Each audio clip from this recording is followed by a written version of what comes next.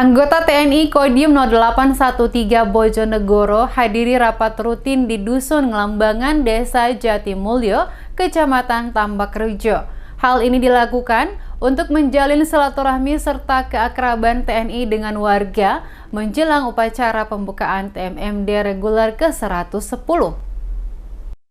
Dalam kesempatan program pra-TMMD reguler ke-110 Kodim 0813 Bojonegoro di Desa Ngerancang dan Jatimulyo, anggota TNI Kodim Bojonegoro melakukan anjang sana ke rumah Kasmo, Kepala Dusun Ngelambangan. Anjang sana yang dilakukan oleh Satgas TMMD tak lain untuk menjalin tali silaturahmi, juga meminta izin serta dukungan untuk suksesnya program TMMD di Desa Jatimulyo.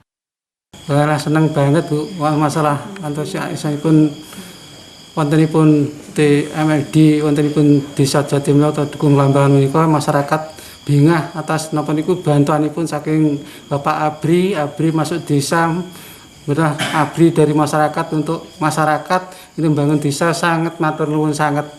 Ya kegiatan di desa ya bantu kalau ada Bapak Abri ingin butuh tenaga, bisa masyarakat bisa bantu tenaga atau pikiran kanggo bantu pesanaan TM.